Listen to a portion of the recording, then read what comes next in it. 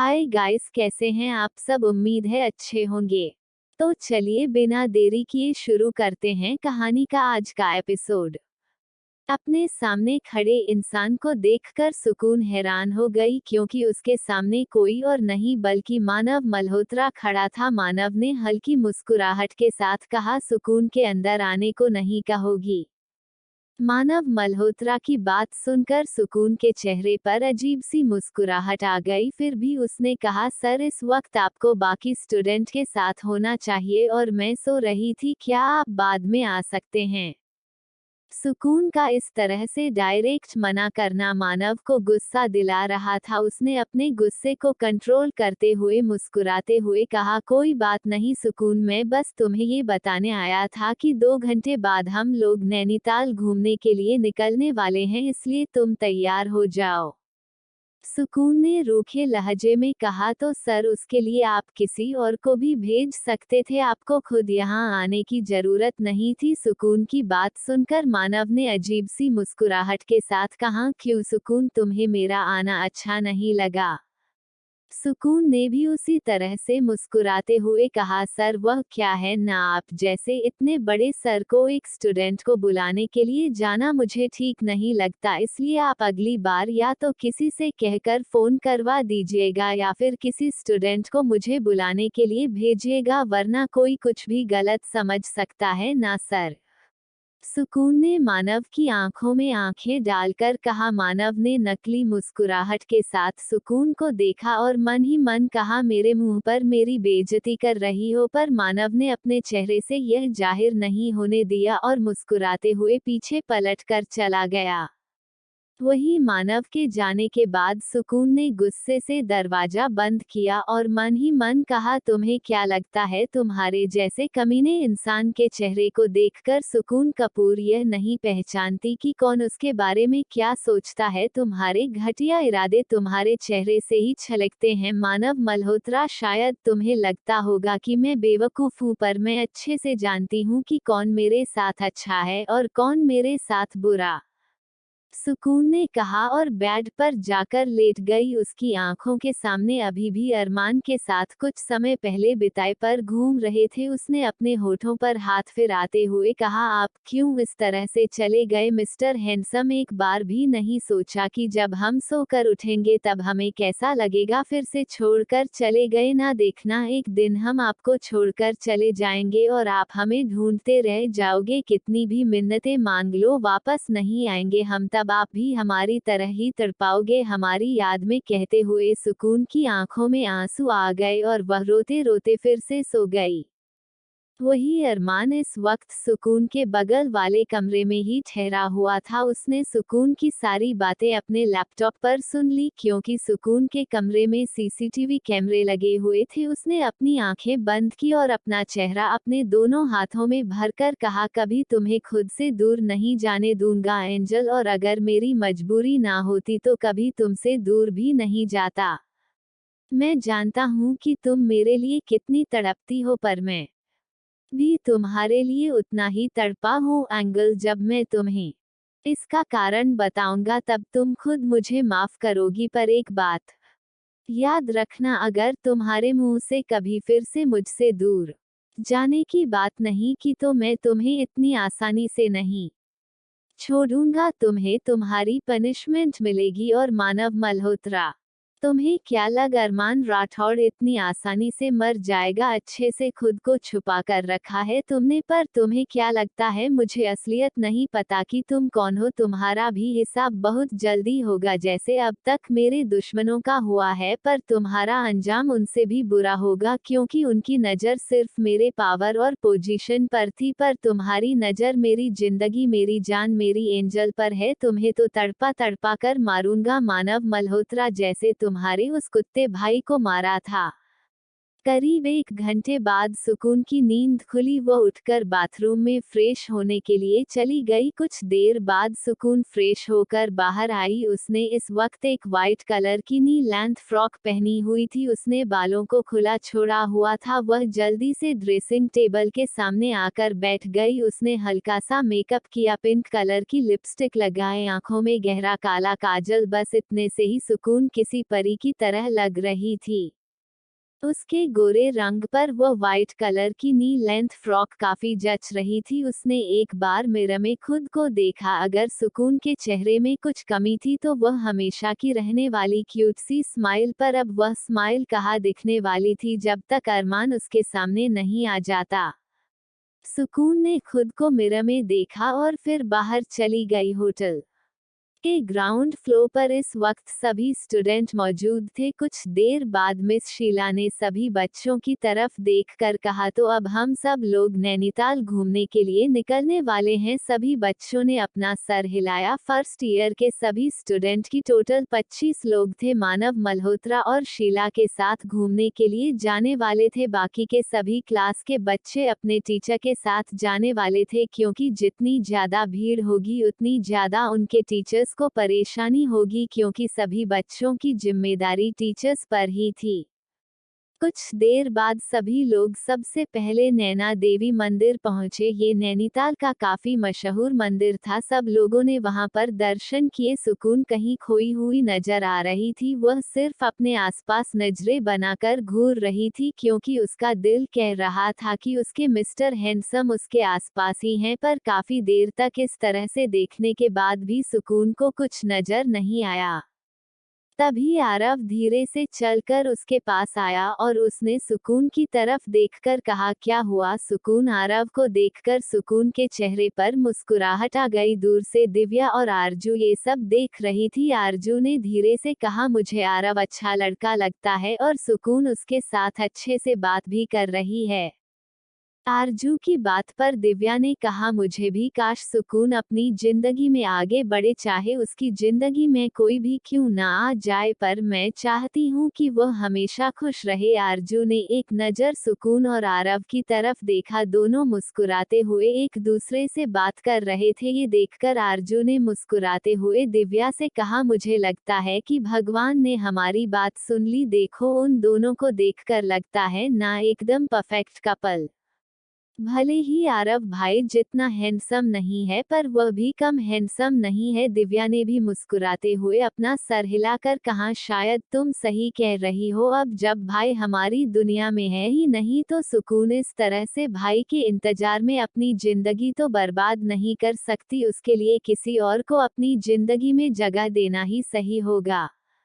उन दोनों की बातें सुनकर कोई था जो गुस्से से लाल पीला हो रहा था। ये कोई और नहीं अरमान था। अरमान इस वक्त अपनी गाड़ी में बैठकर लाइव दिव्या और आरजू की बातें सुन रहा था, क्योंकि उन दोनों के पीछे जो आदमी खड़ा था उसके हाथ में कैमरा था और वह सुकून, आरजू, दिव्या सभी की बातें और उन सभी को लाइव अरमान को दिखा रहा था। अरमान तो पहले से ही आरजू और दिव्या की बातें सुनकर गुस्से में आ गया था, पर जब उसकी नज़र मुस्कुराती हुई सुकून पर गई, जो कि आरव से बात करते हुए मुस्कुरा रही थी, उसका पारा चढ़ गया। उसने गुस्से से लैपटॉप को उठाकर जमीन पर पटकते हुए कहा, तुमने फिर से वही गलती दोहराई एंजल। कल मैंने तुम्हें आसानी से माफ कर दिया था, पर अब नहीं, आज तुमने दोबारा वही गलती की, जबकि तुम जानती हो मेरा तुम्हारा किसी और आदमी के करीब जाना मुझे पसंद नहीं है। अरमान का गुस्सा देखकर पैसेंजर सीट पर बैठे राहुल ने मन ही मन का, तो गलती भी इसमें आपकी ही है सर। सुकून मैडम तो पिछले 3 महीने से यही मान में बैठी है कि आप जिंदा है और आप उनके सामने जाने की बजाय उनके साथ लुका छुपी खेल रहे हैं। कहीं ऐसा ना हो कि सुकून मैडम किसी और को लेकर उड़ जाए, राहुल ने मन ही मन कहा। इस बात से अनजान कि उसके चेहरे के एक्सप्रेशन देखकर अरमान की आंखें गुस्से से लाल हो गई। अरमान ने गुस्से से राहुल की तरफ देखकर कहा, बहुत कुछ सोचने लगे हो आजकल राहुल तुम? अरमान की आवाज सुनकर राहुल सब पका गया। फिर उसने धीरे से मुस्कुराते हुए कहा, मैंने क्या सोचा सर? अरमान ने कहा कि अगले 1 महीने तक साउथ अफ्रीका वाला प्रोजेक्ट हैंडल करोगे। अरमान की बात सुनकर राहुल की तो जैसे सिट्टी पिट्टी गुल हो गई। साउथ अफ्रीका का वह प्रोजेक्ट काफी क्रुशल प्रोजेक्ट था जिसमें अरमान के बिना कुछ नहीं हो सकता था, पर अरमान की बात सुनकर राहुल की तो जैसे हवा टाइट हो गई। उसने डरते डरते कहा, सर मैंने क्या किया, आप क्यों मुझे साउथ अफ्रीका भेजना चाहते हैं? सर प्लीज मेरे साथ ऐसा मत कीजिए, अरमान ने अपने दांत पीसते हुए कहा। तो जरा मुझे बताओ कि मेरी एंगल किसको लेकर उड़ जाएगी? अरमान की बात सुनकर राहुल की सांसें थम गई। उसने मन ही मन कहा, है भगवान, क्या जरूरत थी राहुल तुझे मन में इतना जोर से सोचने की, जबकि तुझे पता है तेरे पास बैठने वाला यह इंसान इंसानी ही रूप में दानव है, जो कि किसी इंसान के मन की बातें भी सुन सकता है। अरमान ने गुस्से से राहुल की तरफ देखकर कहा, अगर गालियां देना हो गया हो तो चुपचाप यहाँ से निकलो। अरमान की बात सुनकर राहुल झट से गाड़ी से बाहर निकला और सामने दूसरी गाड़ी में जाकर बैठ गया, क्योंकि वह जानता था कि अगर वह ज्यादा देर तक अरमान के पास बैठा तो अरमान उसके साथ कुछ भी कर सकता है। वही अरमान गुस्से से अपने माथे को रब कर रहा था। उसकी आंखों के सामने बार बार सुकून का मुस्कुराता चेहरा ही आ रहा था, पर उसके मुस्कुराहट की वजह अरमान नहीं बल्कि कोई और था, और वह कोई और नहीं बल्कि वह इंसान था जो कि सुकून से प्यार करता था। अरमान ने गुस्से से अपनी मुट्ठी कसते हुए कहा, बस आज का दिन एंगल, उसके बाद आप किसी और की तरफ आंख उठाकर भी नहीं देख पाओगी। इतना कहकर अरमान ने कसकर से अपनी आंखें बंद कर ली। वही सुकून जानबूझकर आरव के साथ मुस्कुराते हुए बातें कर रही थी, क्योंकि वह जानती थी कि अरमान कितना ज्यादा जलकुकड़ा है। अरमान को ये बिल्कुल नहीं पसंद कि सुकून किसी और के साथ है, ज्यादा क्लोज हो, और खासकर के लड़कों के साथ। इसलिए सुकून जानती थी कि अरमान उस पर नजर रखे हुए हैं। सुकून अरमान को जानबूझकर जलाना चाहती थी, ताकि जलन के मारे ही सही अरमान उसके करीब आ जाए, पर अरमान का ये रिएक्शन देखकर सुकून को कहीं ना कहीं दुख हो रहा था, क्योंकि जो अरमान उसे कभी किसी आदमी के करीब नहीं देख सकता था, आज वह किसी और के इतने करीब होने पर भी उसके पास नहीं आया। सुकून ने मन ही मन कहा, आखिर ऐसा भी क्या इम्पोर्टेंट काम कर रहे हैं आप मिस्टर हैंडसम, कि आपको हमसे कोई मतलब ही नहीं है? पिछले 3 महीने से आपने हमें भुला दिया है, पर हमने आपको एक सेकंड के लिए भी नहीं भुलाया। हमारी सांसों में, हमारी जिंदगी में सबसे ज्यादा जरूरी अगर कोई है तो सिर्फ आप, पर आपके लिए शायद हम आपका एक खिलौना थे, जिससे के साथ आपका खेलने के बाद मन भर गया, पर हम आपको नहीं भूल सकते, क्योंकि आप हमारे जीने की वजह है। ये सब सोचते हुए उसकी आंखें हल्की नम हो गई। वहीं आरव ने उसकी नम आंखों को देखकर कहा, क्या हुआ सुकून? सुकून ने हल्की मुस्कुराहट के साथ कहा, कुछ नहीं, बस कचरा आंख में चला गया था। आरव ने मुस्कुराते हुए कहा, कोई बात नहीं। कुछ देर बाद वह सब लोग टिफिन टॉप पर मौजूद थे। टिफिन टॉप नैनीताल का काफी ऊंचा इलाका था, जहां इस वक्त सभी लोग मौजूद थे। वहां पर काफी आड़े टेढ़े पत्थर थे, जहां से चढ़ते हुए सब लोग टिफिन टॉप पर पहुंचे हुए थे। सुकून वक्त गहरी खाई को देख रही थी। उसे अपनी जिंदगी भी इसी तरह से दिख रही थी, जो कि ऊपर से काफी साफ नजर आती थी, पर अंदर क्या है इसके बारे में कोई कुछ नहीं जानता था। सुकून ने उस गहरी खाई को देखकर मन ही मन का, अगर हम यहाँ से कूद जाए तो भी आप हमारे पास नहीं आएंगे मिस्टर हैंडसम। सुकून इस वक्त दूसरे कोने पर अकेली खड़ी थी, बाकी सब एक कोने पर खड़े थे, और आरजू का ध्यान भी सुकून की तरफ नहीं था, क्योंकि जब भी वह दोनों सुकून के पास जाने की कोशिश करती, सुकून से दूर भाग जाती। असल में सुकून अरमान के बारे में नहीं बताना चाहती थी, और उसकी आंखों में वह दोनों ये सब देख लेती, जिस वजह से वह उनसे दूर भाग रही थी। पर दिव्या और आरजू को लग रहा था कि सुकून अकेली रहना चाहती है, वह भी आरव के साथ, क्योंकि ज्यादातर वो आरव के साथ ही बात कर रही है, इस वजह से वह उन दोनों को डिस्टर्ब नहीं करना चाहती थी। सुकून जिस तरफ खड़ी थी वह किसी को भी नजर नहीं आ रही थी। सुकून ने अपनी दोनों बाहें खोली और गहरी खाई को देखकर मुस्कुराते हुए कहा, हमारी जिंदगी भी अब ऐसी ही हो गई है। सुकून ने मुस्कुराते हुए चिल्लाकर कहा, मिस्टर हैंडसम कहाँ हैं आप? उसके चिल्लाने के कारण चारों तरफ पंछी उड़ने लगे और उनकी आवाज से आने लगी, पर उसकी आवाज पूरे वातावरण में गूंज गई। सुकून ने फिर से कहा, मिस्टर हैंडसम कहाँ हैं आप? बहुत करवा लिया इंतजार और बहुत कर लिया हमने इंतजार, अब और नहीं। बहुत शौक है ना आपको लुका छुपी खेलने का? अगर अब आप हमारे सामने नहीं आए तो आपको हमारी लाश भी नसीब नहीं होगी। अरमान सुकून से कुछ 40 कदम की दूरी पर एक पेड़ के पीछे छुपकर उसे ही देख रहा था। उसे सुकून की आंखों में एक अलग ही जुनून नजर आ रहा था। उसे समझ नहीं आ रहा था कि सुकून करना क्या चाहती है। इससे पहले कि अरमान कुछ सोचता, सुकून ने अपनी दोनों बाहें खुली और धीरे धीरे पहाड़ी की चोटी पर सरकने लगी। उसने चिल्लाकर कहा, अगर आप हमारे सामने नहीं आए तो आपको हमारी लाश भी नसीब नहीं होगी मिस्टर हैंडसम, और यह हमारी धमकी मत समझिएगा, यह आपकी एंजल का वादा है। वही सुकून की बात सुनकर अरमान की आंखें बड़ी बड़ी हो गई। उसने मन ही मन कहा, ये बेवकूफ लड़की क्या कर रही है? उसका ध्यान सुकून की तरफ गया जो धीरे धीरे पहाड़ी की चोटी पर सरक रही थी। ये देखकर अरमान की धड़कन ने अपने आप तेज हो गई। वह कभी अपनी एंजल को इस तरह से मुसीबत में नहीं देख सकता था। उसने गुस्से से मन ही मन का, ये लड़की पागल है, जब ये जानती है कि मुझे कुछ नहीं हुआ तो बस कुछ दिनों का इंतजार नहीं कर सकती। इस तरह की हरकतें करने का क्या मतलब है? पर सुकून जैसे आज जिद में आ गई थी। उसने फिर से चिल्लाकर कहा, शायद आपको हमारे जीने मरने से कोई फर्क नहीं पड़ता मिस्टर हैंडसम, तो कोई बात नहीं, हम भी आपको मरकर दिखाएंगे, फिर आपको समझ में आएगा जब कोई अपना जो दिल के सबसे करीब हो आपसे दूर होता है तब कैसा लगता है। ये कहते हुए सुकून के होठों पर एक दर्द भरी मुस्कुराहट थी। उसकी मुस्कुराहट देखकर अरमान के दिल में दर्द हुआ। उसने अपने सीने पर हाथ रखते हुए कहा, आई नो एंजल, आप बहुत हट हुई है, पर मेरे पास दूसरा ऑप्शन नहीं था। अगर मैं आप सब से दूर नहीं जाता तो हमारी जिंदगी उलझ कर रह जाती, और मुझे हमारी ही नहीं कई लोगों की जिंदगी बचाने के लिए ये करना ही पड़ा। एंजल, पर आप इस तरह की बेवकूफ़ी मत करो। अरमान ने मन ही मन कहा। उसकी नजर आंख बंद करके पीछे सरकती सुकून पर गई जो बिल्कुल भी रुकने के मूड नहीं लग रही थी।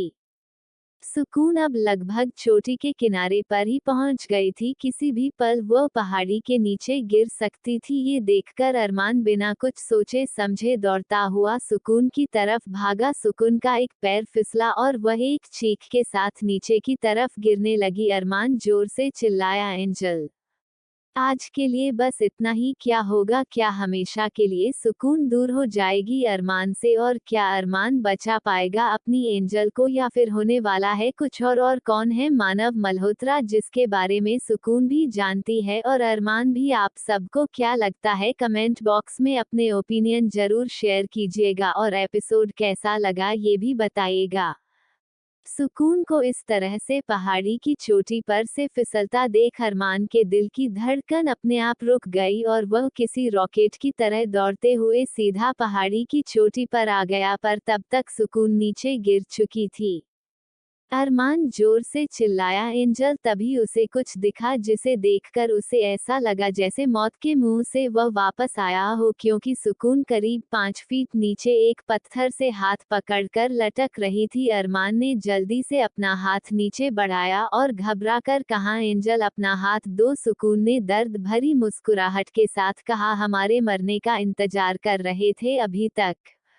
अरमान ने गुस्से से कहा, मैंने कहा अपना हाथ दो एंजल, गिर जाओगी। सुकून ने मुस्कुराते हुए कहा, क्या फर्क पड़ता है, आपकी जिंदगी से हमेशा हमेशा के लिए चले जाएंगे, फिर आप जहां चाहे वहां आसानी से जा सकते हैं, कोई आपका इंतजार करने वाला नहीं होगा। वैसे भी दुनिया की नज़र में तो आप मर ही चुके हैं, और बाकी सबको तो हम पागल लगते हैं, क्योंकि हमारे नज़र में तो आप कभी मरे ही नहीं थे। अब बाकी सब की नज़र में अरमान के साथ साथ उसकी सुकून भी मर जाएगी। सुकून की बात सुनकर अरमान ने गुस्से से कहा, मैंने कहा अपना हाथ दो एंजल। सुकून ने कहा, क्यों? दूर से हमारे मरने का इंतजार ही कर रहे थे ना आप, या फिर ये देखने आए थे कि हम ऊंचाई से गिरकर किस तरह से मर जाएंगे? अरमान ने शांति से कहा, तुम्हें जो कुछ भी कहना है वो ऊपर आने के बाद कहना, पहले अपना हाथ दो। एंजल अरमान के इतना कहने के बाद भी सुकून अपना हाथ देने को तैयार नहीं थी। अब उसका हाथ पत्थर से फिसल रहा था। ये देखकर अरमान की घबराहट बढ़ने लगी। उसने लगभग पैनिक करते हुए कहा, तुम्हें जो करना है करना, तुम्हें जो कहना है कहना, चाहो तो मुझे मार लेना, मैं तुम्हें सब कुछ बताऊंगा, पर प्लीज अपना हाथ दो, तुम्हारा हाथ छूट रहा है। एंजल अरमान के चेहरे पर इस वक्त घबराहट नजर आ रही थी। जो अरमान राठौड़ कितनी भी मुश्किल सिचुएशन में खुद को कभी कमजोर नहीं पड़ने देता था, उसके चेहरे पर डर का नामोनिशान नहीं होता था। आज अपनी एंजल को खोने के डर से उसकी सांस फूली जा रही थी। अरमान के चेहरे पर डर देखकर सुकून के चेहरे पर सेटिस्फेक्शन भरी मुस्कुराहट आ गई। उसने कहा, यही डर देखना था हमें, आपकी आंखों में देखना है। समझ में आया, जब अपना कोई जिसे हम दुनिया में सबसे ज्यादा चाहते हैं इस तरह से हमसे दूर होता है तो कैसा लगता है। हमें भी ऐसा ही लगा था मिस्टर हैंडसम, अरमान ने प्यार से कहा। प्लीज तुम्हें जो कहना है वो ऊपर आकर कहना, पहले अपना हाथ दो। सुकून का हाथ फिसल रहा था। ये देखकर सुकून ने अपना हाथ अरमान की तरफ बढ़ा दिया, जिसे देखकर अरमान ने जल्दी से उसके हाथ को पकड़ने की कोशिश की, पर अभी भी 1 फीट से ज्यादा डिस्टेंस था दोनों में। अरमान चाहकर भी उसका हाथ नहीं पकड़ पा रहा था। वही सुकून का दूसरा हाथ धीरे धीरे छूट रहा था। उसने सांस फूलती हुई आवाज में कहा, मिस्टर हैंडसम, हमारा हाथ छूट रहा है। अरमान ने घबराकर कहा, बस थोड़ी देर में पकड़ता हूँ तुम्हें। इतना कहकर अरमान ने गुस्से से पीछे पलटकर देख, पीछे से उसके आदमी आ रहे थे। अरमान ने चिल्लाकर कहा, जल्दी आओ, और वह सब लोग दौड़ते हुए अरमान की तरफ आए। उन सबको आता देखकर अरमान ने सबसे पहले पहुंचे बॉडीगार्ड की तरफ देखकर कहा, जल्दी से अपना पेंट उतारो। अरमान की बात सुनकर उस बॉडीगार्ड ने हैरानी से अरमान को देखा। अरमान ने चिल्लाकर कहा, सुना नहीं क्या कहा। उस बॉडीगार्ड ने बिना कुछ सोचे समझे अपना पेंट उतारकर अरमान को दे दिया। अरमान ने वह नीचे फेंकाकर सुकून से कहा, एंगल, इसे पकड़ लो। सुकून ने भी उसे जल्दी से पकड़ लिया। अरमान ने धीरे धीरे सुकून को खींचना शुरू किया। आखिर में जब अरमान ने सुकून को ऊपर खींच लिया था, अब सुकून की सांस फूली हुई थी और वह अरमान के सीने से लगकर लंबी लंबी सांसें ले रही थी। वही अरमान अपनी एंजल को सही सलामत अपनी बाहों में देखकर सुकून से अपनी आंखें कसके बंद करके सुकून को महसूस कर रहा था। सुकून को पहाड़ी से नीचे गिरता देखकर अरमान के दिल में कितना दर्द हुआ था, यह अरमान के अलावा शायद कोई नहीं समझ सकता। अरमान ने कसके सुकून को पकड़ा हुआ था, जैसे अगर उसने सुकून के ऊपर ढील दी तो सुकून से छोड़कर भाग जाएगी। अब सुकून को उसकी बाहों की गिरफ्त में सांस लेने में भी दिक्कत हो रही थी, क्योंकि अरमान की पकड़ काफी मजबूत थी। सुकून ने घुटी हुई आवाज में कहा, मिस्टर हैंडसम, हमारा दम घुट रहा है। पर अरमान तो जैसे दूसरी ही दुनिया में खोया हुआ था। सुकून ने पूरी हिम्मत बटोरकर कहा, हमारा दम घुट रहा है मिस्टर हैंडसम, हमें छोड़िए। अरमान को ध्यान आया कि उसने कितना ज्यादा कसके सुकून को पकड़ा हुआ है। उसने धीरे से सुकून को छोड़ा। अरमान के छोड़ते ही सुकून लंबी लंबी सांसें लेने लगी। अरमान उनका चेहरा अपने हाथों में भरा और उसके पूरे चेहरे को चूमने लगा। सुकून अरमान के चेहरे पर घबराहट महसूस कर सकती थी। घबराहट उसने भी महसूस की थी। 3 महीने पहले भले ही सब लोगों ने मान लिया था कि अरमान अब नहीं रहा, पर सुकून जानती थी कि जब तक उसकी सांसें चल रही है उसके मिस्टर हैंडसम को कुछ नहीं हो सकता। सुकून एक्सप्रेशनलेस चेहरे के साथ अरमान जो कुछ कर रहा था उसे करने दे रही थी। वही अपने खड़ूस, रूड और खतरनाक बॉस का ये रिएक्शन देखकर वहां मौजूद हर एक इंसान हैरान था। राहुल ने चेहरे पर छोटी सी मुस्कुराहट के साथ कहा, आखिर हमारे खड़ूस बॉस को हमारी लेडी बॉस ने ही अपने सामने झुका दिया। जो इंसान कितनी भी बड़ी सिचुएशन में डरता नहीं, आज उसके चेहरे पर हमने डर देखा। कुछ देर बाद अरमान ने सुकून को किस करना बंद किया और सुकून की तरफ देखा, जो ब्लैंक चेहरे के साथ उसे देख रही थी। अरमान ने सुकून के चेहरे को पकड़कर उसकी आंखों में प्यार से देखते हुए कहा, तुम्हें कहीं चोट लगी है एंगल? इतना कहकर वो सुकून की पूरी बॉडी को चेक करने लगा, पर सुकून अभी भी बिना किसी रिएक्शन के उसके सामने खड़ी थी। वह अरमान के चेहरे को लगातार देख रही थी। पूरे 3 महीने तक वह इस चेहरे को देखने के लिए तरसी थी। सुकून की आंखों से धीरे धीरे आंसू बहने लगे। वही अरमान ने जब उसे पूरी तरह से चेक कर लिया तब उसका ध्यान सुकून की नाजुक कलाई पर गया, जहां पर हल्का कट लगा था। ये देखकर अरमान ने उस जगह पर सहलाते हुए कहा, दर्द हो रहा है एंजल? सुकून ने भारी आवाज में कहा, बहुत दर्द हो रहा है मिस्टर हैंडसम। सुकून की भारी आवाज महसूस करके अरमान ने अपना चेहरा ऊपर उठाकर देखा। सुकून का चेहरा आंसुओं से भीगा हुआ था। अरमान ने उसके चेहरे को पकड़कर प्यार से कहा, क्या हुआ? सुकून ने कहा, दर्द हो रहा है मिस्टर हैंडसम। अरमान ने चिंता करते हुए कहा, तुम रुको, मैं डॉक्टर को बुलाता हूँ। सुकून ने कहा, यहाँ दर्द हो रहा है मिस्टर हैंडसम। इतना कहकर उसने अपने लेफ्ट सीने की तरफ इशारा किया, जिसे देखकर अरमान ने कसके अपनी आंखें बंद कर ली। सुकून ने आंसू भरी आंखों से अरमान की तरफ देखकर कहा, अब बताए हम कौन से डॉक्टर के पास जाए? बहुत दर्द हो रहा है, अभी से नहीं पिछले 3 महीने से इसका इलाज जानते हैं आप? अरमान ने कसके सुकून को गले लगाकर गहरी आवाज में कहा, आई एम सॉरी एंजल।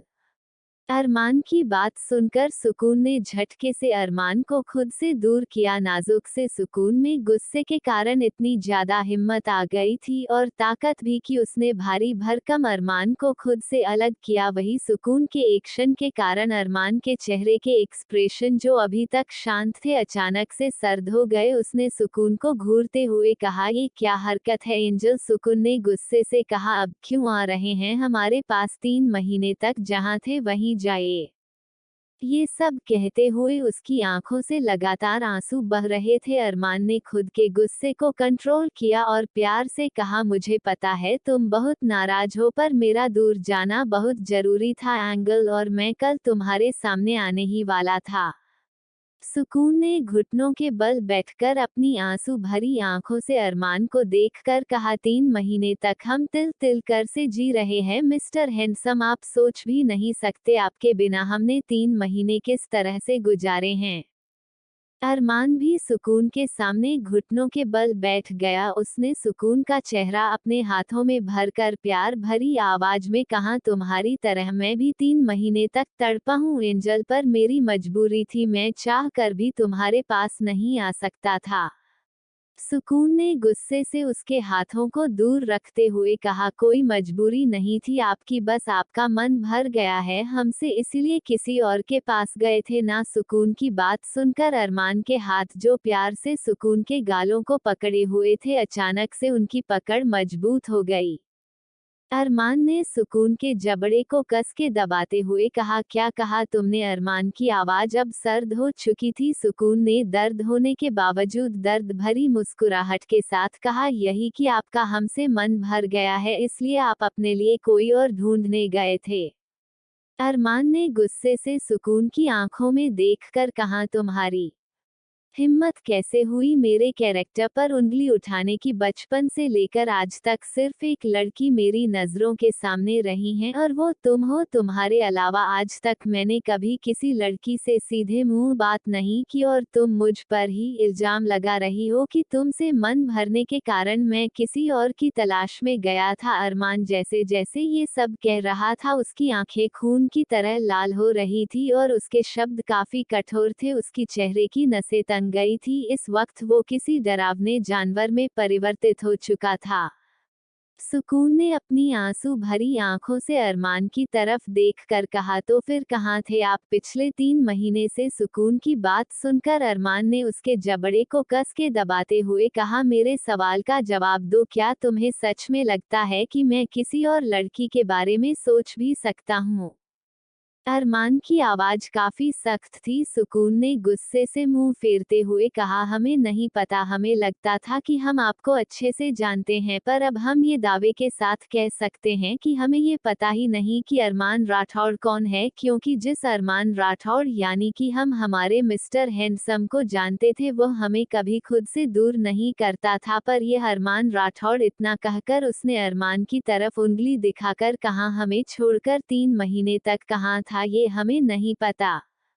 सुकून की आवाज में दर्द झलक रहा था, जिसे महसूस करके अरमान ने उसके जबड़े को छोड़ दिया। अरमान के छोड़ते ही सुकून ने दर्द भरी चीख के साथ अपने चेहरे पर हाथ रखा। उसके जबड़े पर अरमान की उंगलियां छप चुकी थी। सुकून काफी सेंसिटिव थी, उसकी स्क्रीन भी काफी सेंसिटिव थी, जिस वजह से अगर कोई उसे हल्के हाथ से भी दबाए तो उस पर निशान पड़ जाते थे। अरमान भी यह बात अच्छे से जानता था, पर आज उसने अपने गुस्से के कारण अपनी एंजल को हट कर दिया था।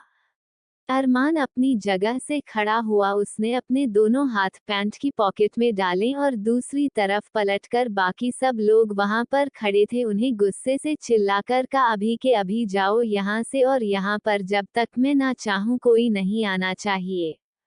अरमान की बात सुनते ही सभी लोग वहां से 9-2-11 हो गए। वहीं सभी लोगों के जाते ही अरमान ने सुकून को बाजू से पकड़कर खड़ा किया और उसे कंधों से पकड़कर खुद के करीब खींचकर उसे कस के गले लगाकर उसके कंधे पर अपना सर रखकर उसके कानों में बेहद शांत आवाज ने कहा, तुम्हारा मिस्टर हैंडसम कभी नहीं बदल सकता, एंजल कभी नहीं। उसके लिए दुनिया में सबसे ज्यादा जरूरी अगर कोई है तो वह है उसकी एंजल। अरमान की बात सुनकर सुकून ने कहा, तो हमारे मिस्टर हैंडसम 3 महीने से कहाँ थे, क्या आपके पास इस चीज का जवाब है? अरमान राठौड़।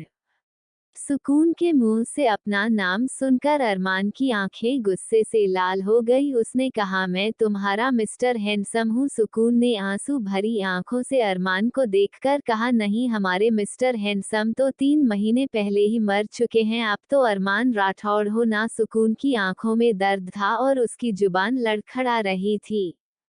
अरमान ने उसकी आंखों में आंखें डालकर कहा, मैं ही तुम्हारा मिस्टर हैंडसम हूँ। सुकून ने कहा, पर हमारे मिस्टर हैंडसम हमें छोड़कर कभी नहीं जाते, हम भी छोड़कर जाने वाला अरमान राठौड़ था।